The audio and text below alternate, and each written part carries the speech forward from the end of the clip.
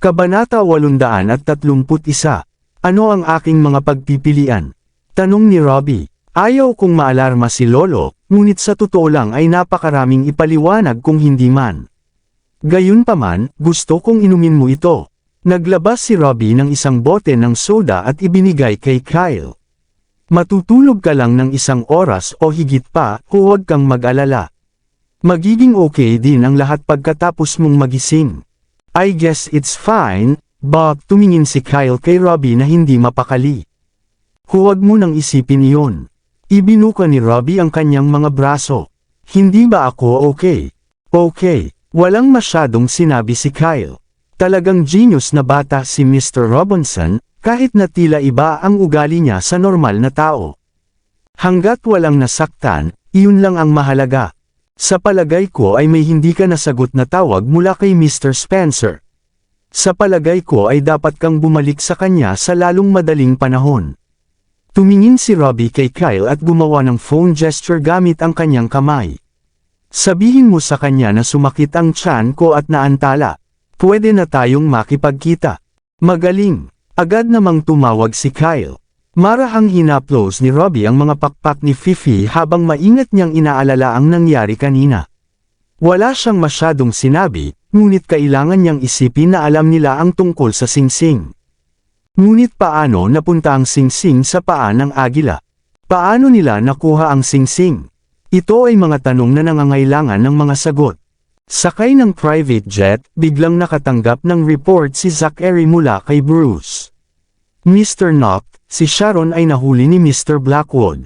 Ibabalik niya siya ngayon sa Erie Hall para makabawi ang pamilyang Blackwood. Ungol ni Zachary bilang tugon. Sa ngayon, siguraduhin mong hindi malalaman ng Blackwood ang tungkol kay Charlotte. Pansamantala, bantayan mo rin si Olivia. Roger that. I'll do my best. Bababa na sana si Bruce nang pigilan siya ni Zachary na may naalala. Sandali lang. May iba ka pa bang order, sir? Tanong ni Bruce. Magpadala ka ng 1 tao upang tingnan si Peter. Oo, gagawin ko kaagad. With that, nilagay ni Zachary ang phone niya. Si Ben, na naghihintay sa tabi niya, ay nagtanong, Mr. Knopp, pinaghihinalaan mo na ang mga Lindbergh ay nagkulong kay Peter. Malamang, kumunot ang noo ni Zachary. Ngunit ang Charlotte na kilala natin ngayon ay mas matalino kaysa sa inaakala ko. Kung hindi niya mahahanap sina Olivia at Christy, o kung wala siyang malaman tungkol sa kasal ko, tiyak na may gagawin siya kay Peter. Sa palagay ko ay naitago ng mabuti ni Peter ang kanyang sarili, sabi ni Ben. Hindi niya ipinahiwatig na nakilala niya si Miss Lindbergh. Hindi mo talaga kailangan ng malinaw na pagpasok, sagot ni Zachary.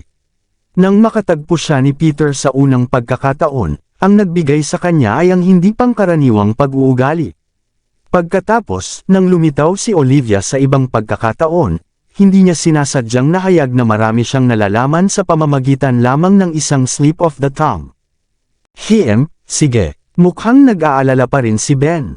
Kung gayon, hindi ba huli na ang naisip natin upang maisakatuparan? Hindi sumagot si Zachary bagkus pinaglaruan ng wedding ring sa kanyang daliri. Maya-maya, tumawag si Bruce. Mr. Knopp, si Peter ay, nahuli na siya.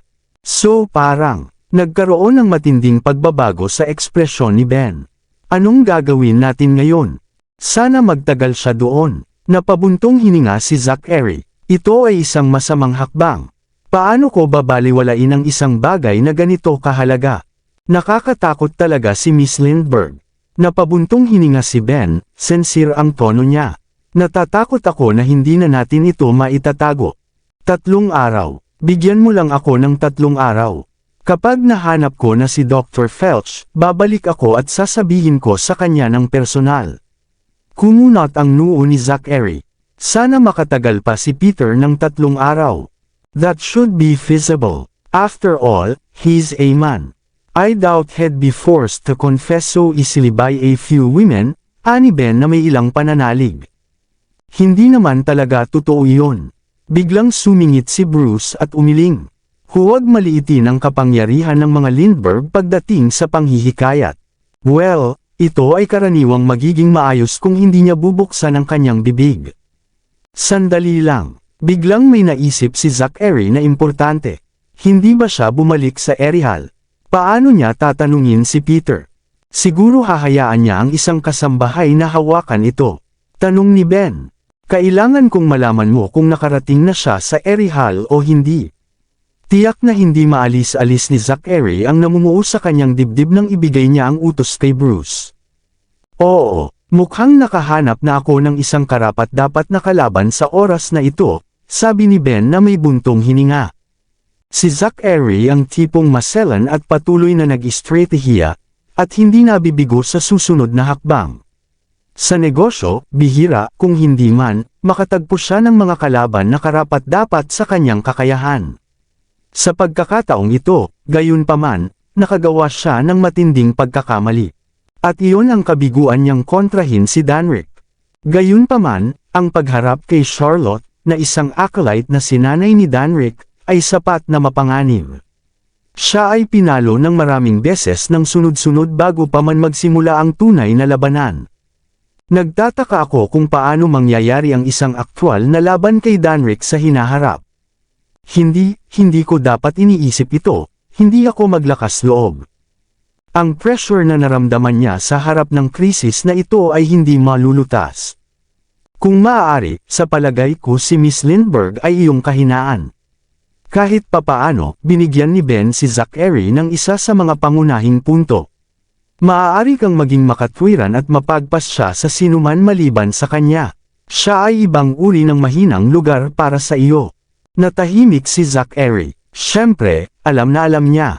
Ito ang dahilan kung bakit napakapilit ng matanda na talikuran si Charlotte. Naniniwala si Henry na kapag ginamit siya ng mga Lindbergh upang pangasiwaan ang mga Noct, ang mga Noct ay nasa matinding panganib. Ito ay isang kahihiyan na sinubukan niya ng buong lakas, at hindi lamang nabigo na pigilan ito. Si Henry ay nakagawa ng ilang mga pagkakamali sa daan na humantong sa ganito. Kung hindi siya pinaalis, siguro hindi magiging ganito ang lahat. Kahit na alam na ng mga Lindbergh ang pagkakakilanlan ni Charlotte at inangkin siya bilang isang inapo, walang kapani-paniwalang dahilan para tulungan niya ang mga Lindbergh na magsimula. Ngunit ngayon, ang lahat ng ginawa ay isang maling hakbang. Dahil sa kay-abangan ng mga Noct, naganap ang trahedya. Ang pagkawala ng memorya ni Charlotte ay isang bagay. Siya ay nagbago sa isang ganap na naiibang tao. Kahit na ang kanyang alaala ay naibalik sa hinaharap, malamang na siya ay magtataglay lamang ng isang malalim na puot sa mga Noct. Mababawasan kaya ng mga bata ang puot na iyon. O kahit na ang mga damdaming ibinahagi nila sa nakaraan. Si Zachary ay walang tiwala sa kahit na iyon. Napansin ni Ben na mas malalim ang iniisip ni Zachary at sinubukan siyang aliwin. Hindi mo kasalanan iyon. Sinubukan mong protektahan si Miss Lindbergh. Hindi mo ito kontrolado. Hindi, kasalanan ko. Napangiti ng mapait si Zachary sa sarili. Ako ay hindi sapat na matyaga. Ako ay nag-aalinlangan, at mayroon akong masyadong maraming mga pag-aalinlangan. Wala ka nang magagawa noon, nagmamadaling sabi ni Ben. Sinubukan mong iligtas siya. Kung kinagat ko ang bala at handang ibigay ang aking buhay para sa kanya, hindi ito mangyayari, hinaing ni Zachary. Ang aking paniniwala ay nagpalagay sa akin na kaya kung kontrolin ang lahat.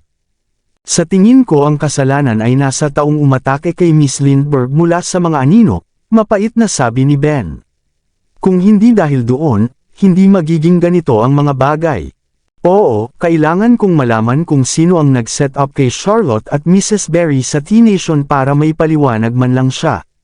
Kumunat ang noo ni Zachary at ninuya ang ibabang labi. Ang aking pinakamahusay na hula ito ay alinman si Zara o Sharon, ngunit walang katibayan upang gawin ang akusasyon na iyon. Kakaiba rin ang pangyayaring iyon. Kung hindi sinasadya ng mga Lindbergh na binura ang mga talaan ng pagpasok ni Sharon sa T-Nation, malalaman na natin ang nakalipas. Halatang galit na galit si Ben habang pinaglaruan ang kwelyo ng kanyang kamiseta. Sa pangkalahatan, itinago ito ni Danrick upang payagan si Miss Lindbergh na makarating sa iyo. Ang mga panlabas na kadahilanan ay hindi dapat maging pangunahing dahilan. Napabuntong hininga si Zachary at nakatutok na tumingin kay Ben. Kahit umarte si Danrick, nauna lang kaming nagkagulo. Huwag kang mag-alala. Iniimbestigahan na ito ni Bruce, at baka may balita tayo sa lalong madaling panahon. Bahagyang ipinikit ni Zachary ang kanyang mga mata. I can't wait much more. Kailangan kong malaman kung sino ang gumawa nito at bigyan ng kaunting closure si Charlotte. Pagkaraan ng ilang sandali, may naisip na naman si Zachary. If I remember correctly, it be the old man's 98th birthday soon. On the 19th, I think. I want you to go to the press and inform them that I'll be organizing a birthday banquet for him. Tumango si Ben at inayos ang mga kailangan. Nang lumapag ang eroplano sa Phoenix City, nakatanggap si Zachary ng tawag mula kay Bruce.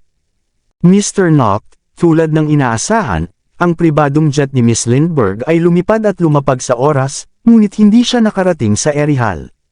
Nang marinig ang mga salitang ito, napakasolemn ng ekspresyon ni Zachary. Mr. Knock, ano ang dapat kong gawin ngayon? Tanong ni Bruce sa kabilang linya. Pagkatapos ng mahabang katahimikan, sinabi ni Zachary, mula ngayon, isa lang ang kailangan mong gawin. Kailangan mong panatilihing ligtas ang mga bata. Naiintindihan, kahit na late siya ng kalahating oras, nagawa pa rin ni Robbie na makipagkita kay Henry at sa iba pa sa Fairy Tale Land. Nang makita siya ni na Jamie at Ellie ay binati siya ng mga ito mula sa malayo. Robbie, okay ka lang? Of course I'm okay, mahinahong sagot ni Robbie. Anong ibig niyong sabihin? Narinig kong sinabi ni Mr. Spencer na natatae ka. Baka hindi maganda ang pagkain na nakain mo. Mabilis ang tugon ni Jamie, at nakahanap pa siya ng paraan para makagawa ng mas kapani-paniwalang dahilan. Masyado ka bang kumain ng ice cream? Tanong ni Ellie, pinapanatili ang charade. Sobra na ang minibar sa kwarto mo. Dapat sa susunod na mag-ingat ka. Nakuha ko. Maingat na hinimas ni Robbie ang kanyang tiyan. Masakit pa rin ang aking tiyan. Gayunpaman, naantala ako dahil lumipad si Fifi sa labas ng kotse at kailangan kong hanapin ito. So hinanap mo si Fifi. Napabuntong hininga si Henry nang marinig yun. Alam niyang mas may kakayahan si Robbie kaysa kay Jamie o Ellie. Si Robbie ay may IQ na kahawig ng isang matanda. Sinabi mo na ito ay pagtatae sa huling pagkakataon at ikaw ay nadulas. 2 beses na gumamit ng parehong dahilan. Mayroon akong mga pagdududa. Ngunit dahil ipinaliwanag ni Robbie na ang pagkaantala ay sanhi ng pagtatangkang pagtakas ni Fifi, ito ay naging mas kapani-paniwala. Si Fifi ay pinalaki ng 3 bata at medyo spoiled. Madalas siyang lumilipad sa paligid ng bahay, at walang kulungan. Gayunpaman, hindi malamang na lumipad si Fifi palabas ng kotse. Pagkatapos ng lahat, kung ang mga bintana ay hindi nakasara ng maayos, maaaring mangyari ang mga aksidente. Masiglang tumango si Kyle. Talagang hinanap ni Mr. Robinson ang kanyang alaga. Natakot ako. Pagkatapos iyon, tumango si Henry at tumingin kay Robbie. Gutom ka na ba? Tara, kain na tayo. Kailangan ko munang gumamit ng banyo. Itinaas ni Robbie ang maruruming kamay kay Henry. Kailangan nilang hugasan. Sasamahan kita, nagmamadaling sabi ni Jamie. Sige, umalis ka na. Sumenya si Henry sa 2 lalaki. Bakit hindi ako humawak kay Fifi? Ibinigay ni Robbie si Fifi sa nakalahad na braso ni Ellie, at umalis ang 2 sa banyo. Ang banyo ay walang laman. Agad na pinapasok ni Jamie si Robbie, at sa mahinang boses, tinanong, nakita mo na ba si Mommy? Umiling si Robbie, ngunit nakausap ko na ang may-ari ng bahay, at nakakasigurado ako na galing sa kanila ang singsing ni Mommy. Then they should know where Mommy is, right? Anong sabi nila? Nag-aalalang tanong ni Jamie. Wala pa, nagsalubong ang kilay ni Robbie. Ang mga matatanda ay kadalasang mas komplikado. Maaaring may iba pang mga komplikasyon, ngunit hindi yun mahalaga sa ngayon. Iniwan ko ang aking numero sa kanila. Kung may nalaman sila, makikipag-ugnayan sila sa akin. Okay, napabuntong hininga si Jamie. Sana masabi nila kung nasaan si Mommy. Ibibigay ko pa nga sa kanila lahat ng baon ko. Huwag kang tanga. Nakatira sila sa isang villa sa Northridge. Hindi pera ang huling kailangan nila ngayon.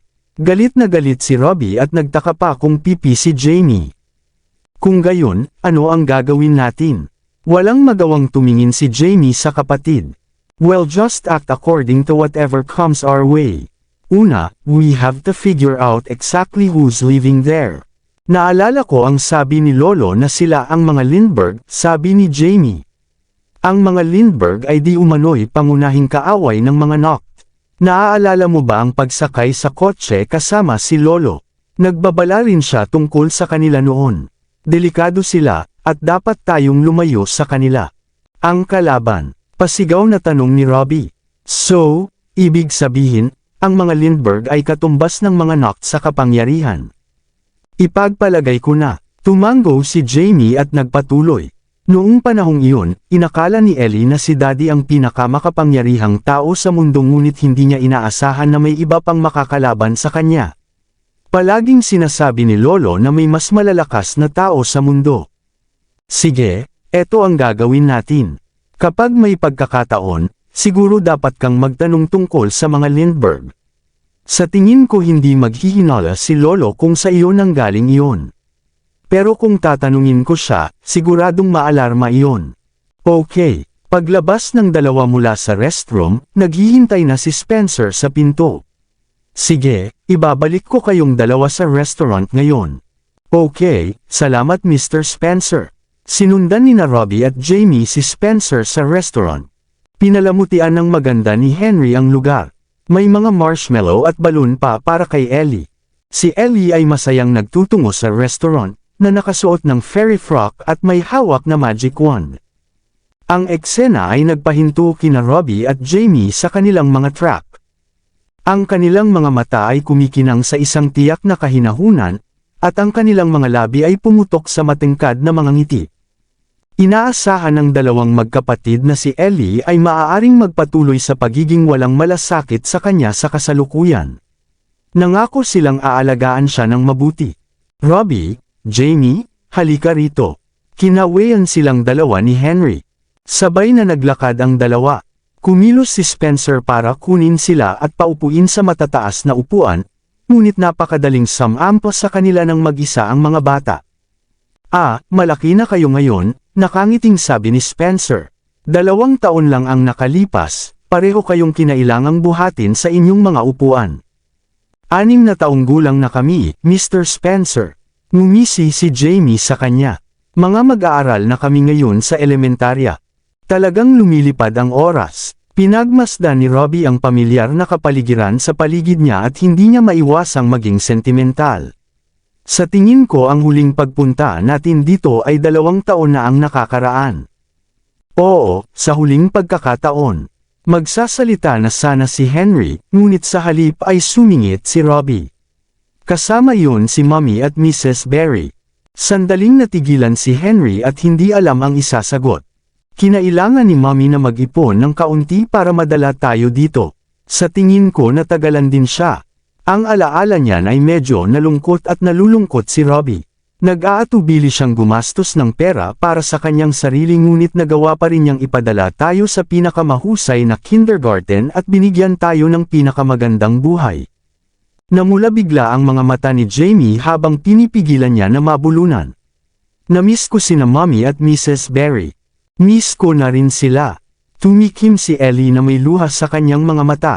Kumunat ang noo ni Henry at naging malungkot ang ekspresyon nito.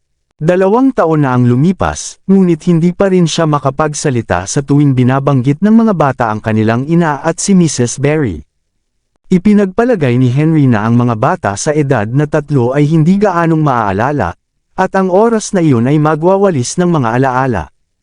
Gayunpaman, ang pag-iisip ni Robbie ay nalampasan ang pag-iisip ng isang ordinaryong tao. Hindi niya kailanman nakalimutan ang mommy niya at si Mrs. Berry at palagi niyang ipinapaalala kina Jamie at Ellie ang tungkol sa kanila. Mommy, Mommy, Mrs. Berry, Mrs. Berry. Ibinaba ni Fifi ang kanyang mga pakpak at nag-squaw on cue. Ilang sandali, naging malungkot at solemn na ang kapaligiran. Ibinaba ni Henry ang kanyang mga mata at tumahimik. Pagkatapos ay nagmamadaling pumasok si Spencer upang pigilan ang eksena bago pa mahuli ang lahat. Well, everyone, Ang restaurant ay naghanda ng isang bagay na talagang masarap ngayon. Pagkatapos nito, mayroon pang rock climbing at iba pang mga aktibidad upang tuklasin. Ang pasilidad ay bago, at ito ay angkop para sa mga batang kaedad nyo. Mukhang cool, masiglang sabi ni Jamie. Robbie, sasama ka ba sa amin? Oo, maglalaro tayo. Itinaas ni Robbie ang kanyang kamay at tumingin sa paligid ng mesa. Well, I am hungry. Kakain na tayo. Sige, ipapaalam ko agad sa kanila. Dahil doon, pumunta si Spencer para ipaalam sa kusina. Well, gagawa ako ng sand art. Si Ellie ang pinakawalang sala at inosente sa grupo. I'll just stick to that while you two go rock climbing. Okay, dumampot si Robbie ng prutas na marshmallow at iniabot sa kanya. May iba pang maliliit na batang babae sa palaruan, marahil ay dapat ka rin sa kanila na makipaglaro. Gustong sumagot si Ellie ngunit napuno ng marshmallow at tsokolate ang kanyang bibig. Ang tanging nagawa niya ay tumango. Ellie, iiwan na rin namin si Fifi sa iyo, sabi ni Jamie habang kumakain ng prutas. Baka abalahin niya tayo. Okay. Hindi nagtagal ay naging mas nakaka-relax ang kapaligiran, na puno ng mga tunog ng mga bata na nag-uusap at kumakain ng busog. Medyo nag-improve na ang mood ni Henry pero na-guilty pa rin siya. Kung tutusin, mabigat pa rin sa isip niya ang desisyong ginawa niya 2 years ago. Nagkamali ba siya? Marahil, kung hindi lang siya naging matigas ang ulo noong una, ang kanyang apo at mga apo sa tuhod ay nagkaroon ng mas masayang buhay. Mapapabuti rin sana nito ng husto ang kanilang relasyon. Maraming salamat sa lahat ng sumusubaybay. Please subscribe and follow my YouTube and Facebook channel, Filipino Novel. Maraming salamat po.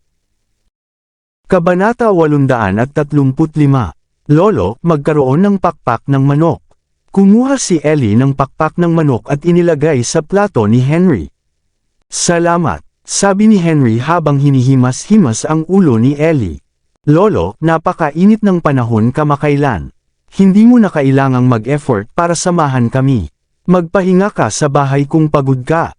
Papuntahin mo na lang sina Mr. Kyle at Mr. Cain para sunduin kami, sabi ni Jamie habang kumukuha ng fruit salad para kay Henry. Oo, napakaraming tao na maaaring mag-alaga sa amin. Hindi mo kailangang gawin ang lahat ng mag-isa. Huwag kang mag-overwork sa sarili mo, Lolo, makahulog ang sabi ni Robbie. I am happy when I see you. I like to spend my time with you. Buong pagmamahal na hinaplos ni Henry ang ulo ni Robbie habang siya ay sumagot. Mabuti, isang matamis na ngiti ang pinakawalan ni Robbie. Bilasan niyo at kumain. Ihahatid ko kayo sa theme park pagkatapos niyong kumain. Hindi gaanong kumain si Henry at binabantayan lang ang mga bata.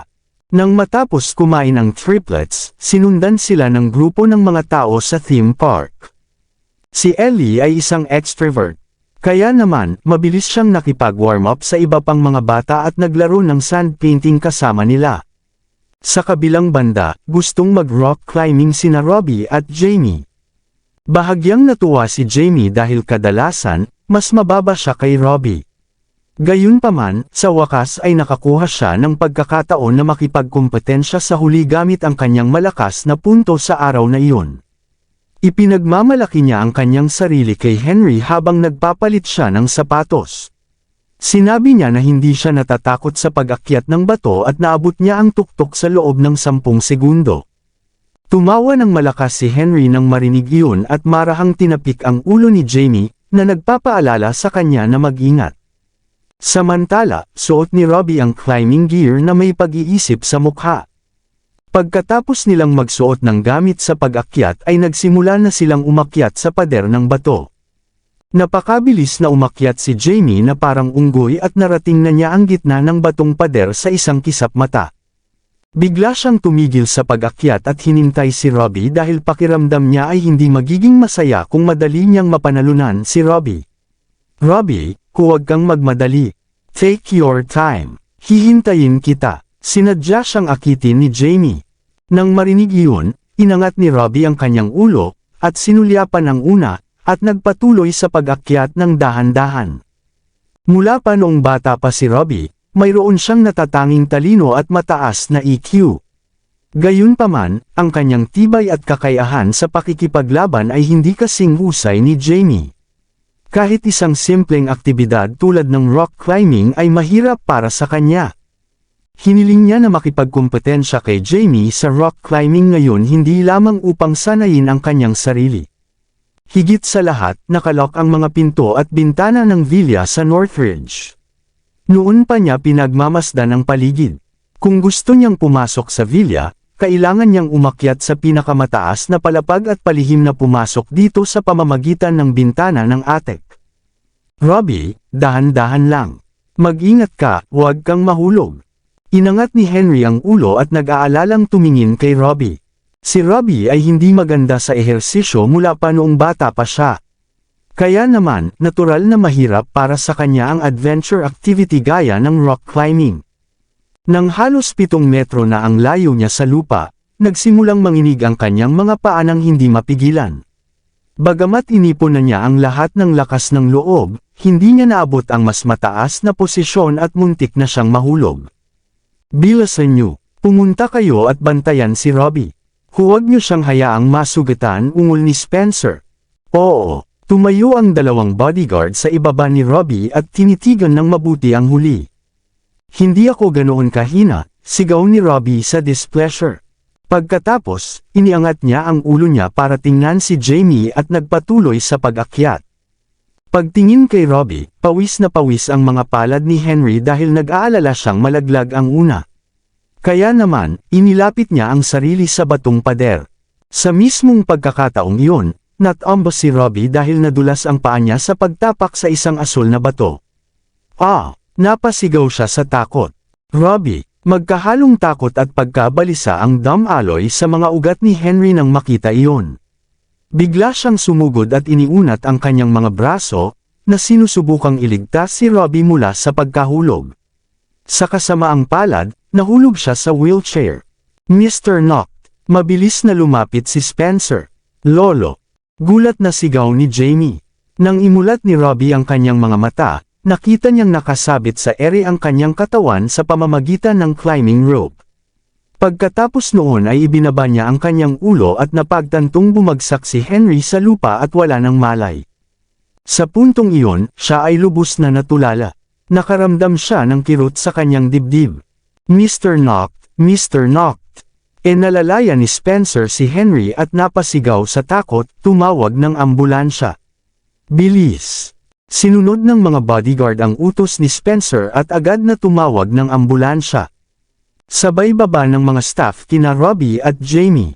Namutla ang mukha ni Jamie nang makita niyang nawala ng malay si Henry. Lolo, gumising ka. Huwag mo akong takutin. Lolo, nang marinig ang kaguluhan, nagmadaling lumapit si Ellie para tingnan kung ano ang nangyayari. Tumulo ang luha sa kanyang pisngi nang makita ang sitwasyon ni Henry. Paano nangyari ito? Ano ang nangyari kay Lolo? Tumayo si Robbie sa gilid, gulat na tumingin kay Henry, at nawalan ng masabi sa oras na iyon. Nakonsensya siya habang inaalala ang nangyari kanina. Nang matamba siya, si Henry ay kusang sumugod at sinubukang iligtas siya. Gayunpaman, nakalimutan nilang lahat na inilagay niya ang lubad sa pag-akyat. Habang si Henry ay napakatanda na at ang kanyang katawan ay hindi na makayanan ang pinsala. Ngayon, nasaktan si Henry dahil sa kanya. Pakiramdam ni Robbie ay kasalanan niya ang lahat. Ilang sandali pa, sumugod si Reyna kasama ang kanyang mga katulong at binuhat si Henry sa ambulansya. Nagmamadaling sinundan ni Spencer ang ambulansya at nanginginig sa takot. Wala siyang ideya kung paano niya ipapaliwanag ang lahat ng iyon kay Zachary kapag may nangyari kay Henry. Samantala, hiniling ni Reyna sa kanyang mga katulong na isakay ang mga bata sa ambulansya at sabay na magtungo sa ospital. Tsaka inutusan niya si Kyle na ilihim ang pangyayari. Hindi niya maisip ang nakapipinsalang kahihinatnan kung kumalat ang balita. Samantala, pagkatapos ng mahaba at pahirap na pagtatanong, sa wakas ay sumuko si Peter kay Charlotte at sinabing, "Sa totoo lang, wala akong masyadong alam tungkol dyan. Ang alam ko lang ay magkasama sila Charlotte Wind at Mr. Knock noon." "Anong sabi mo?" Natigilan si Charlotte, at nawala ang kulay ng kanyang mukha nang marinig ang mga salita ni Peter. Nagulat din sina Lupin at Morgan dahil alam nilang si Charlotte Wind na tinutukoy ni Peter ay si Charlotte, na tinawag nilang Miss Lindbergh. Ang pamilyang Lindbergh at ang pamilyang Noct ay magkaaway. Ang layunin ni Charlotte ay bumalik sa H-City ay upang sirain si Zachary, ngunit ngayon, sinabi sa kanya ni Peter na nagkaroon siya ng relasyon kay Zachary noon. Imposible. Hindi ito posible. Paano ito mangyayari? Umiling si Charlotte na hindi makapaniwala. Wala akong masyadong alam tungkol sa iba pa. Pagkatapos nilang pahirapan, bumagsak si Peter sa lupa at napakahina para magsalita. I'm just working for a living. Actually, I'm not that close with those powerful figures like you. Walang silbi para patayin mo ako dahil kakaunti lang ang alam ko tungkol sa insider information. With that, tuluyan na siyang nahimete. Miss Lindbergh, gusto mo bang gisingin siya at ipagpatuloy ang pagpapahirap sa kanya? Tanong ni Lupin. Hindi na kailangan. Seryoso ang mukha ni Charlotte na ibinaba ang ulo. Sa sandaling iyon, naalala niya ang halo-halong pakiramdam na bumalot sa kanyang dibdib nang una niyang makilala si Zachary. Sa tuwing nakikita ko si Zachary, gustong-gusto ko siyang sakalin hanggang mamatay, pero lagi kong nabibigo.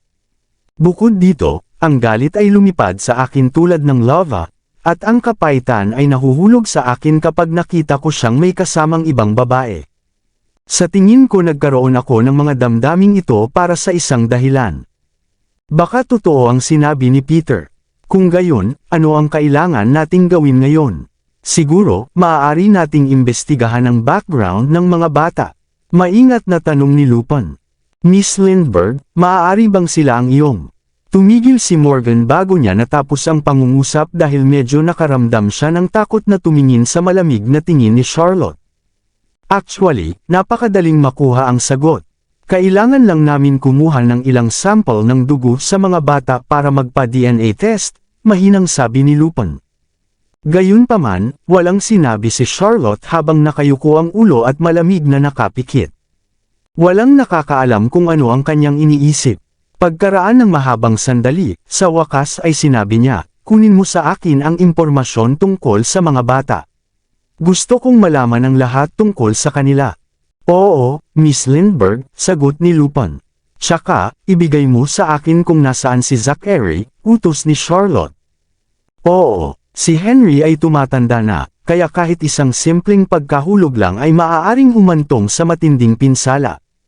2 taon na ang nakalilipas, natambo din siya sa banyo at na-ospital ng halos 2 buwan.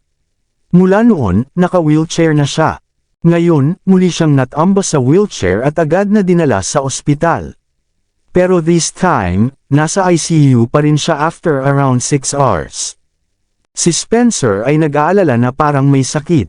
Pagkatapos ng maingat na pag-iisip, nagpasya siyang tawagan si Zachary at sinabi sa huli ang tungkol dito.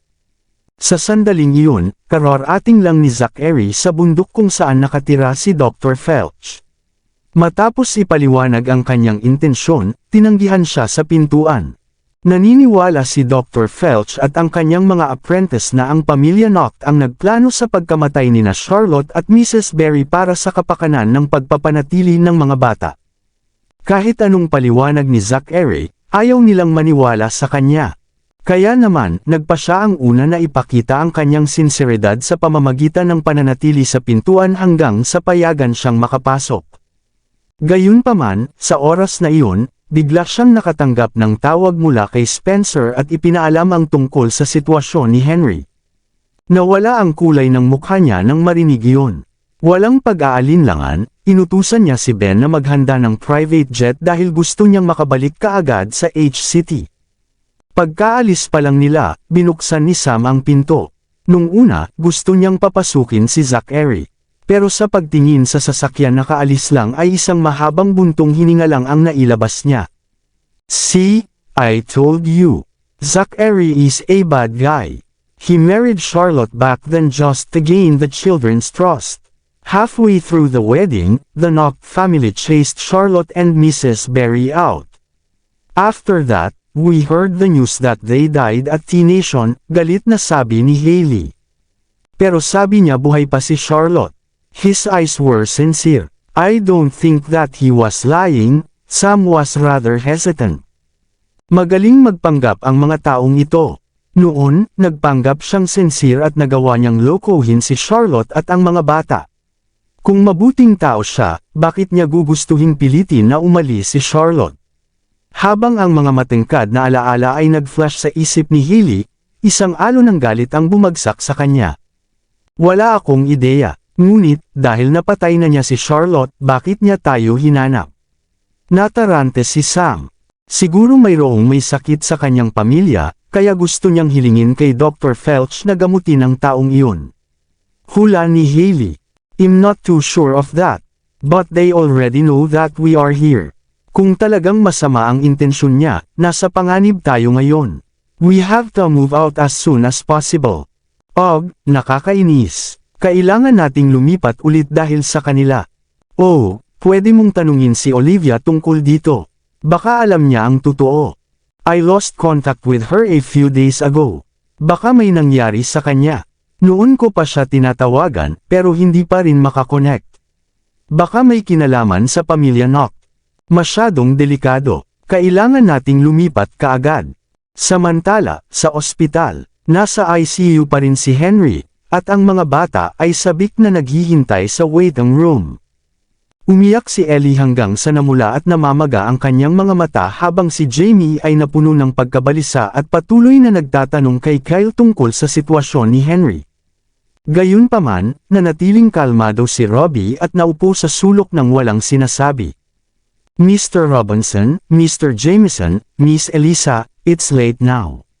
Let me send you home, pagsuyo ni Reyna sa kanila sa mahinang boses. Hindi, ayokong bumalik kung hindi magising si Lolo.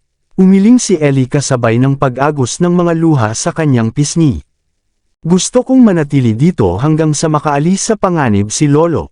Dr. Langan, magiging okay ba si Lolo? Sinakal ni Robbie ang mga salita. Siya, gusto silang aliwin ni Reyna at sabihin sa kanila na magiging maayos si Henry, ngunit ayaw niyang magsinungaling sa kanila.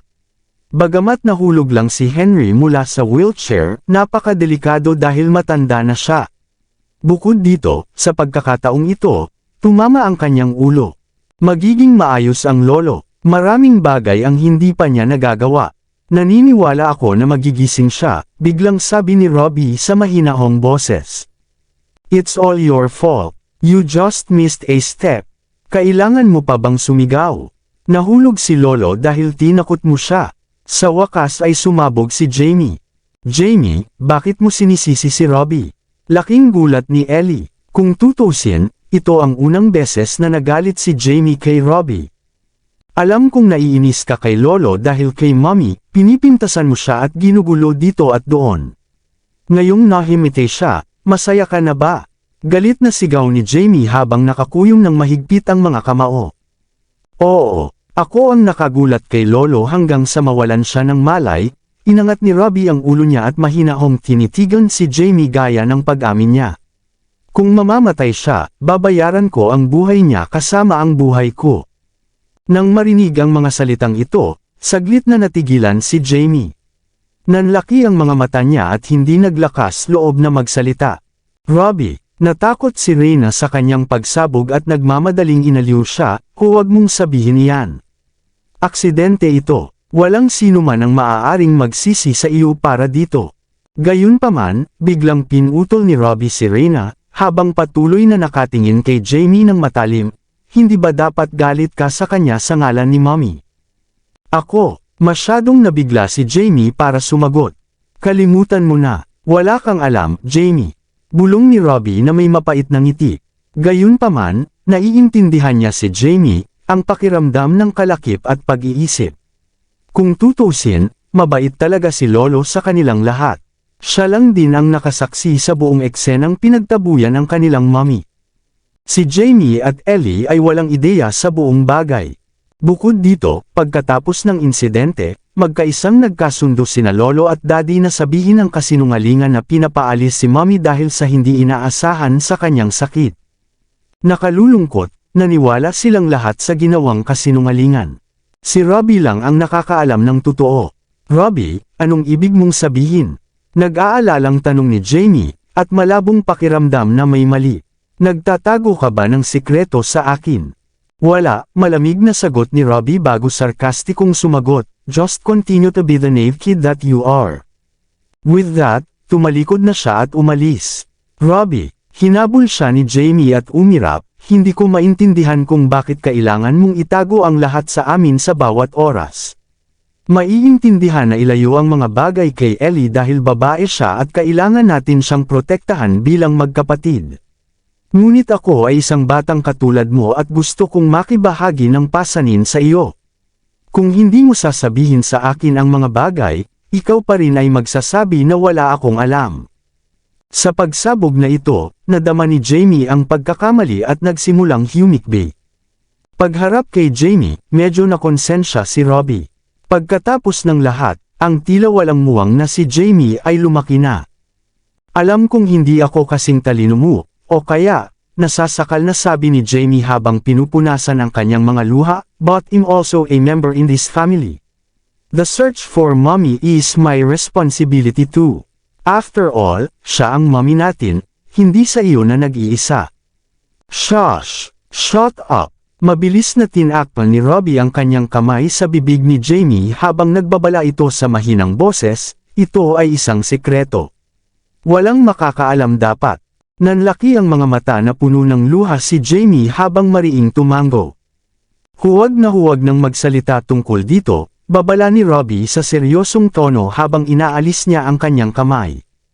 I am sorry, masyado akong nahuli ngayon. Paghingi ng paumanhin ni Jamie habang nakayuko ang kanyang ulo. Gayunpaman, nagkaroon si Lolo na naging mabuti sa atin. Umaasa pa rin ako na gagaling siya. Sa hinaharap, huwag ka nang magalit sa kanya, okay? Naiintindihan. Tumango rin si Robbie. Napalingon sa kay Ellie na awkward na nakatayo sa pintuan habang nakatingin sa kanila na may luha sa mga mata. Agad na sinaway ni Robbie si Jamie. Tingnan mo, natakot mo si Ellie. Ngayon siya ang umiiyak. Huwag kalimutan na kasama din si Fifi. Si Fifi ay nakapulupot na parang isang maliit na berdeng bola sa mga braso ni Ellie na nanginginig. Ellie, Fifi, pasensya na. Lumapit si Jamie at niyakap si Ellie gamit ang kanyang maliliit na braso. Siguro natakot kita. Buhuho, nagsimulang humagulgol si Ellie. Nagmamadaling lumapit si Robbie at niyakap silang dalawa. Don't cry. Don't be afraid. With me around, nothing will na may mangyari. Nag-group hug ang tatlong magkakapatid. Sinubukan ng dalawang magkapatid na aliwin ang kanilang nakababatang kapatid na babae. May palm attack na luha sa mga mata ni Jamie, ngunit pinigilan niya ito ng buong pagsisikap. Samantalang si Robbie ay bakas sa kanyang mga mata ang tapang at katatagan. Ang kanyang maliit na mga balikat ay ngayon ang balikat ng responsibilidad na protektahan ang kanyang mga nakababatang kapatid, tulad ng ginagawa ng isang tunay na kuya. Sa sulok na tago na bahagi sa labas, nakatayo doon si Charlotte at tahimik na sumilip sa naganap na eksena. Ang puso niya ay nanginginig at nagsimulang tumulo ang mga luha ng hindi maipaliwanag habang nakababa ang kanyang ulo.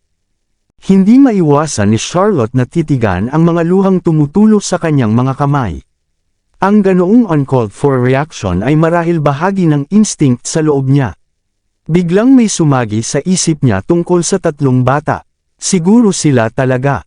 Dr. Langan, Dr. Langan. Sa sandaling ito, isang medikal na nurse ang sumugod at tumawag, ang emergency room ay kailangan kakaagad. Tumalikod si Reyna at nagmamadaling pumunta sa emergency room, bago pinaalalahanan ang kanyang mga nasasakupan, alagaan ang tatlong bata.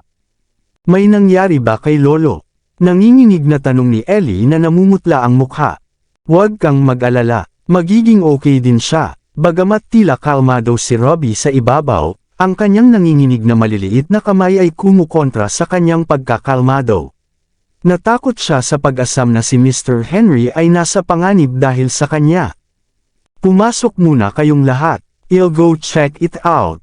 Inakay ni Robbie sina Jamie at Ellie sa lounge bago tumakbo patungo sa emergency room ng mabilis hanggat kaya niya ng kanyang maliliit na paa. Pagdaan sa sulok ng promenade, malabo niyang naramdaman na may nakatingin sa kanya, at likas na tumingin sa likod. Mabilis na nag-react si Charlotte at nagtago sa likod ng dingding. Hindi nakuha ni Robbie ang paningin sa kanya. Tumalikod siya, at pakiramdam niya ay mali ang kutob niya. Mr. Robinson, dalawang nurse ang tumatakbo mula sa kung saan. Jamie, gusto ko ring tingnan, sabi ni Ellie habang humihikbi. Okay, samahan mo ako. Pagkasabi noon, hinawakan ni Jamie ang kamay ni Ellie at tinungo ang emergency room. Habang papalapit ang dalawang bata, kitang-kita ni Charlotte ang kanilang mga mukha. Isang malakas na pakiramdam ang bumalot sa kanyang puso tulad ng isang humahampas na alon. Sobrang lakas ng tibok ng puso niya, na parang sasabog na sa dibdib niya. Sa sandaling ito, napagtanto niya na sila ay kanyang mga anak. Sila ay kanya. Ang kanyang mga mahal na anak. Mommy, Mommy, biglang, si Fifi na nasa mga bisig ni Ellie ay nagsimulang ipakpak ang mga pakpak nito at tuwang-tuwa. Nagulat si Ellie, huminto siya at lumingon sa paligid. Tumigil din si Jamie sa kanyang kinatatayuan at tumingin din sa likod. Bago pa sila makapag-react, bumaril si Fifi sa kanyang mga braso na parang pana at lumipad palayo. Fifi, tawag ni Ellie at sinubukang abutin. Nagulat siya, agad na tumalikod si Charlotte at nagtago sa itaas. Mommy, Mommy, umikot-ikot si Fifi sa hagdan na parang manok na walang ulo at lumipad kung saan-saan para hanapin siya. Nagtago si Charlotte at hindi naglakas loob na lumabas. Nakikita ang anino ng munting loro na lumilipad sa paghahanap sa kanya. Ang maliit na alagang hayop na iyon ay nagtataglay ng likas na parang anak ng tao, at nakilala siya nito. Mommy, talagang matalas ang pakiramdam ng isang hayop. Hindi nagtagal ay natagpuan ni Fifi si Charlotte at agad na lumipad patungo sa kanya. Nahuli ka, biglang may humawak kay Fifi mula sa likod. Miss Elisa, ayan na po. Hinawakan ni Kyle si Fifi at marahang iniabot kay Ellie. Niyakap ng mahigpit ni Ellie si Fifi, at marahang hinampas ang likod nito, at galit na sinisi, Fifi. Bad bird. You're making trouble at such sa isang mahalagang oras. Tama iyan. Galit na sumimangot si Jamie at idinagdag, na spoil ka kamakailan. Kahit na masarap lumipad sa bahay, hindi mo ito magagawa sa ospital. Kapag hindi mo napigilan ang sarili mo, ikukulong kita pagbalik natin. Mommy, Mommy, kumamat si Fifi habang nakaturo ang ulo sa itaas. Itigil mo na ang kalokohang ito. Naisip ni Jamie na ganito ang kinikilos ni Fifi dahil kanina pa nito sinamahan si Robbie sa Northridge para hanapin si Mommy. Dahil sa ayaw niyang ilantad ang kanilang lihim na plano, nagmamadali siyang sumimangot, Shush! Isara mo ang bibig mo. Huwag na ang kalokohan mo please. Walang ganang itinikom ni Fifi ang kanyang tuka. Hindi na ito naglakas loob na magsalita pa, ngunit nakaturo pa rin sa itaas ang mabalahibong ulo nito, at ang mga mata nitong nakatingin sa itaas na may pag-asa. Ang gayong pagpapakita ng pag-aatubili. Bilasan mo, tingnan natin si Lolo. Hinawakan ni Ellie si Fifi at mabilis na tinungo ang emergency room. Si Jamie naman ay napaatras at napatingin sa direksyon ng tingin ni Fifi. Nabigo siyang makakita ng anuman, nagkibit balikat, at umalis sa lugar kasama si Ellie. Kabanata 840. Nang makitang nakaalis na silang lahat, lumabas si Charlotte sa kanyang pinagtataguan. Nakatingin sa paalis na silhouettes ng dalawang bata, ang kanyang mga mata ay puno ng kawalan ng katiyakan. Parehong awkward na lumabas sina Lupin at Morgan na nagtatago sa hagdanan sa itaas. Napatingin sila sa kanya ng maingat, at hindi alam kung ano ang sasabihin. Pagkaraan ng mahabang sandali, nabawi ni Charlotte ang kanyang katinoan at umalis. Pagsakay sa kotse, tahimik na nagtanong si Lupin, pupunta ba tayo sa South Sea Villa ngayon?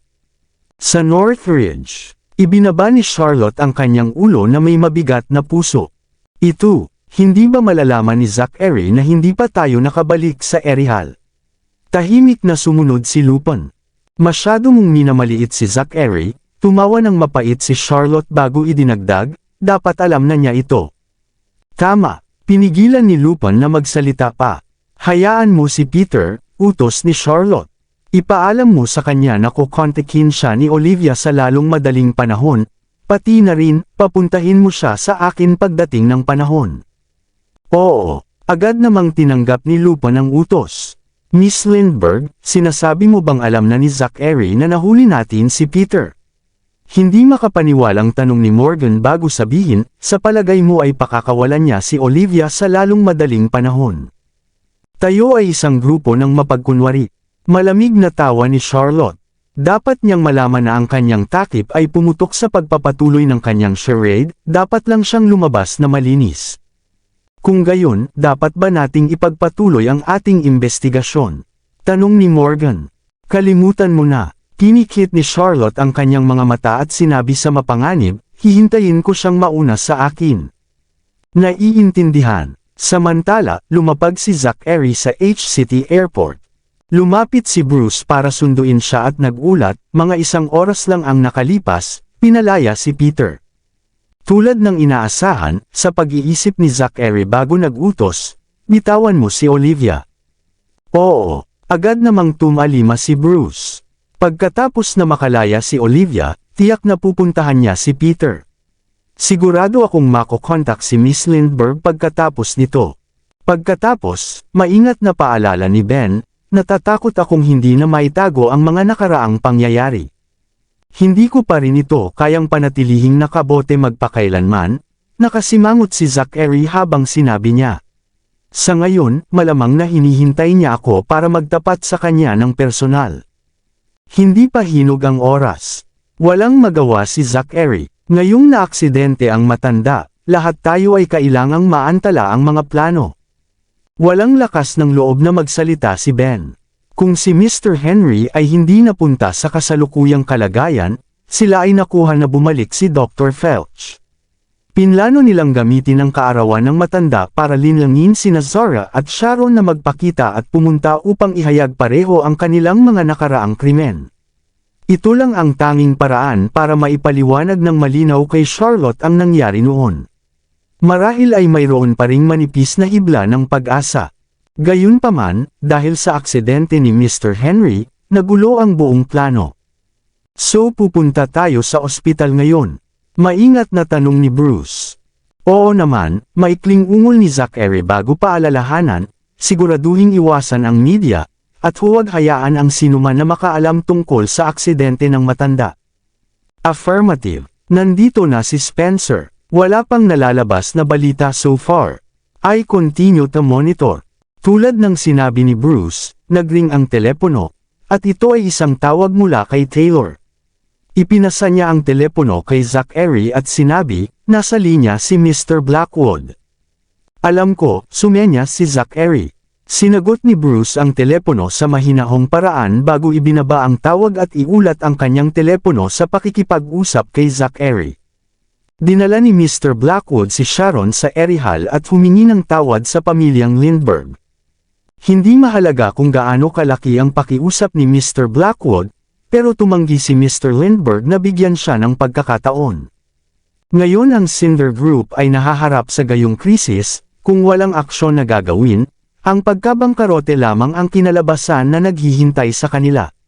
Hindi makausap ni Mr. Blackwood si Mr. Henry at hindi ka makontak. Ang tanging pagpipilian na natitira para sa kanya ang dapat makipag-ugnayan sa akin. Tila ang pamilyang Lindbergh ay talagang nilamon ang Blackwoods, si Ben na na-amused bago bamantong hininga, talagang walang awa si Danrick pagdating sa mga ganitong bagay. Nalaman ba ni Miss Lindbergh ang tungkol sa pagtataksil ni Sharon sa unang lugar? Haka-haka ni Bruce. Sa tingin ko ay hindi, kalmadong pag-aalinlangan ni Zachary bago nagpatuloy, kung alam niya, natatakot ako na hindi niya ito iiwan. Sino ang nakakaalam na ang paglalagay lamang ng presyo sa kanyang ulo ay magreresulta sa ganoong serye ng mga kaganapan? Kung malalaman niya ang tungkol sa pagtatangka ni Sharon sa kanya sa T-Nation, kasama na ang dahilan ng pagkamatay ni Mrs. Berry. Nanginginig ako sa isiping iyon. Naramdaman ni Ben ang lamig sa kanyang gulugod. Pagkatapos ng lahat, ang kasalukuyang Charlotte ay talagang hindi na maaring maliitin.